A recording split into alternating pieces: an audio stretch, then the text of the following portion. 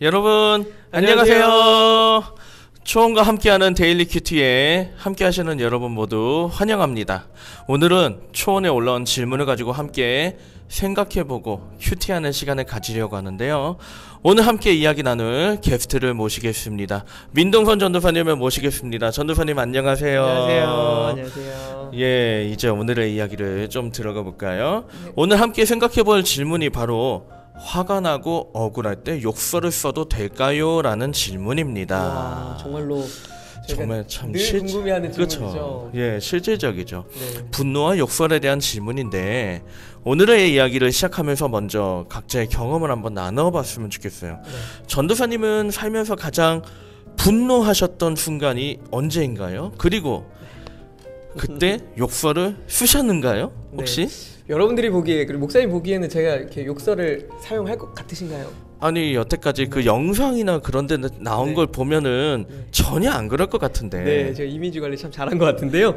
저도 사실은 분노를 내지 않으려고 노력하는 타입입니다. 그런데 희한하게 그러지 말아야지 하는데도 분노의 순간이 늘 있는 것 같아요. 요즘 젊은이들이 분노 조절 장애라고 하잖아요. 근데 저도 매 순간 진심이어서 그런지 분노 조절이 안 되는 순간들이 많이 있습니다. 특히 제 경험을 하나 말씀드리면 여러분들도 공감이 많이 되실 텐데 운전을 할 때 제 차에 십자가 목걸이가 이렇게 걸려 있어요. 우리가 나는 목회자이기 때문에. 그래서 세상에 빛과 소금이 되라 뭐 이런 문구인데요. 이런 구절인데 각오를 하고 이렇게 운전을 시작해도 막상 차가 끼어들거나 위험한 순간이 생기면 그 차를 향해서 저도 모르게 제가 이런 욕을 할 줄 아나? 싶을 정도로 막 욕이 나오는 거예요. 그런 경험들을 했던 적이 있습니다. 네, 제가 들려드릴 수는 없습니다. 네. 근데 목사님은 이런 경험들 있나요? 분노하셨던? 저는 예전부터 부모님께서 뭐 욕설하지 마라 이제 그런 얘기를 하셔갖고 거의 한 적이 없는데 정말 저한테도 이런 게 있구나라는 거를 느낀 적이 있었어요. 대학교 4학년 때 딱 그 저희가 봉사하던 부서가 정확하게 두 패로 갈라져 있었어요. 진짜. 교회. 네, 저하고 몇몇 사람만 중립이고 나머지 이제 다 정확하게 두 패였는데 그래서 맨날 매주마다 이 두 패가 싸우는 거예요. 서로 못하겠다고. 아이고. 겨우겨우 다독거리면서 이제 봉사를 이어나갔는데 여름 수련회 마치고 정확하게 여전히 지금도 기억나요. 이틀 뒤에. 아하, 꼭 여름 수련회 때 이렇게 딱 은혜 받은 순간에 우리를 넘어뜨리는 순간. 그러니까요. 진짜 이틀 뒤에 딱 오더니 한쪽이 와서 나 쟤네랑 봉사 못하겠다고 그러면서 이제 나 이 부서 떠날 거라고 그러면서 장비를 다 뒤엎어 버리는 거예요. 장비를 다. 예. 와, 정말 너무너무 화가 나는데 같이 함께하는 사람들이 있으니까 웬만하면은 그냥 참았죠.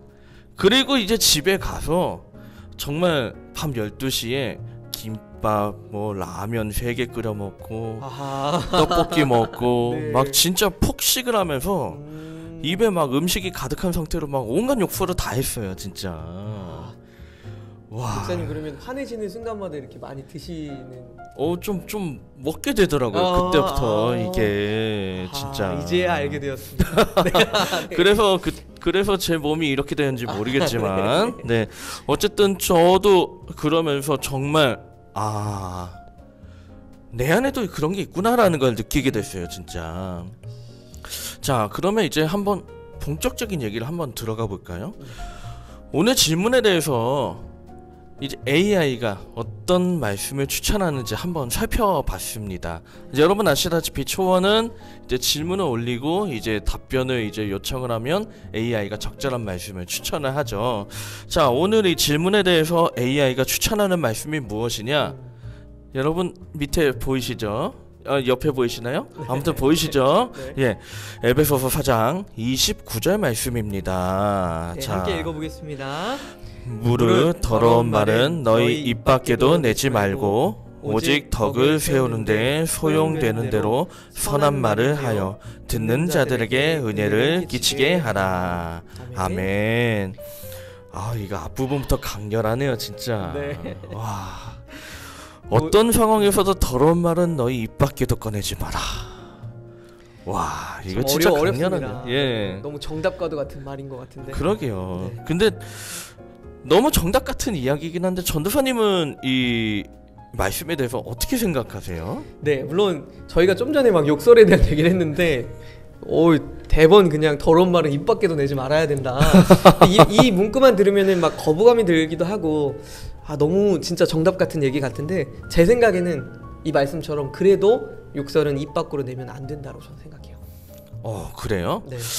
저는 이제 제가 자꾸 이게 부모님께 이야기를 들어서 계속 억압받아서 그런지 저는 의외로 좀 욕설을 하는 애들에 대해서 조금 시선이 조금 달랐던 것 같아요. 옛날부터.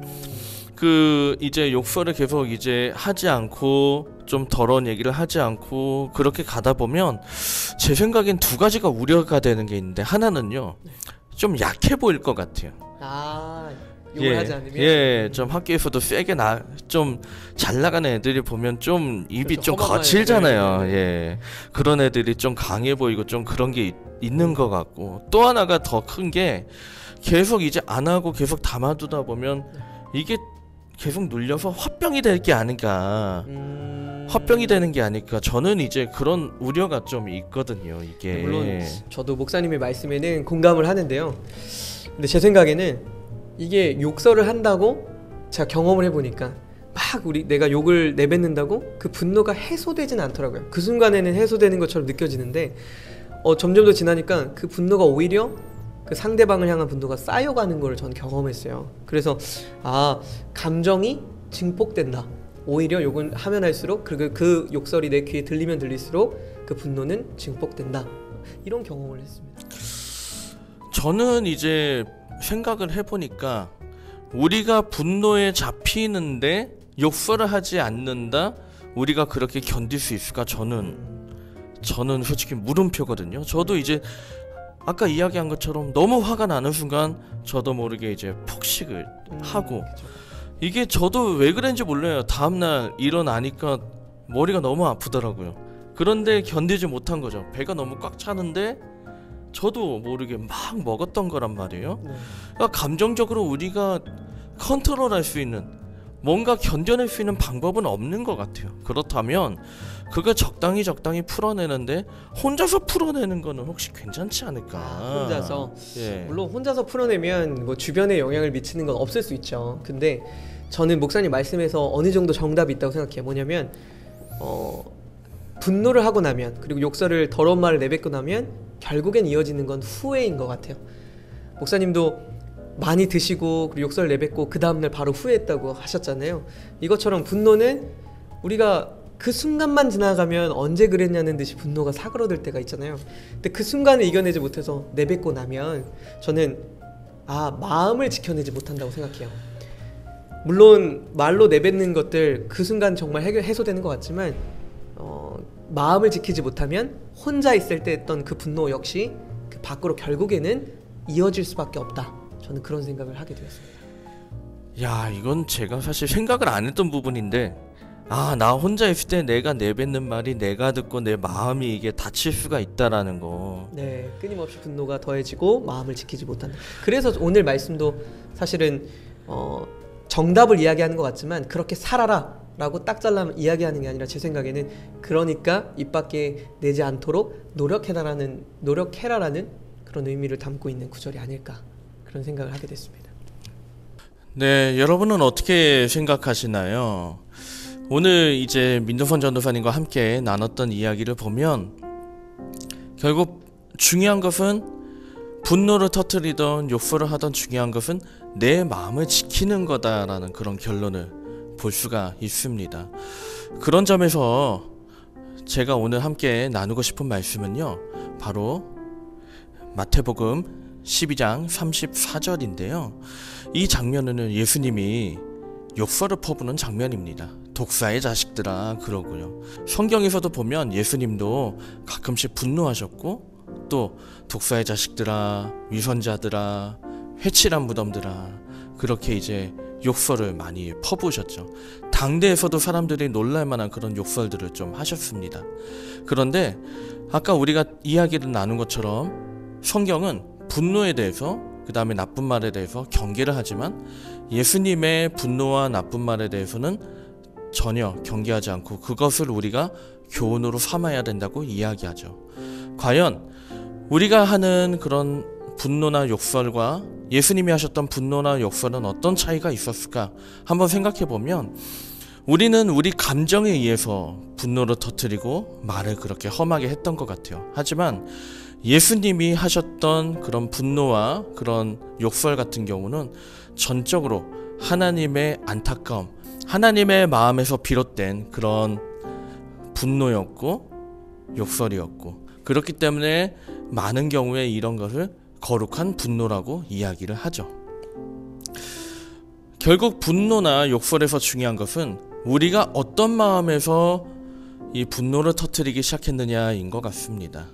결국 내 감정에 의해서 하느냐, 아니면 하나님의 마음에서 비롯되느냐, 거기서 시작이 돼야 될 것 같고요. 모든 과정과 끝에서도 하나님이 이끄시는 대로 가야 그것이 거룩한 분노가 될 수 있지 않을까 생각합니다. 오늘도 살다 보면 여러 상황을 만나겠죠. 그때 또 때로 화가 날 수가 있고, 때로는 정말 나도 모르게 그런 거친 표현이 나올 수도 있습니다. 그때 우리가 이것을 한번 기억해 보면 어떨까요? 하나님이라면 이 상황을 어떻게 바라보실까? 물론 우리의 생각과 다를 수가 있고 우리가 원하는 것과 좀 달라질 수 있죠. 하지만 하나님의 마음을 먼저 생각해서 내가 화가 나는 사람도 또 그렇게 또 하나님의 마음으로 대해보고, 또 내가 화가 나는 그런 상황에서도 또 하나님의 마음을 먼저 생각하면서 나아간다면 내 마음을 지킬 수 있지 않을까, 그렇게 생각을 해봅니다. 여러분, 오늘 하루도 그렇게 하나님의 마음을 먼저 생각하면서 살아갈 수 있는 여러분 모두가 되기를 진심으로 축복합니다.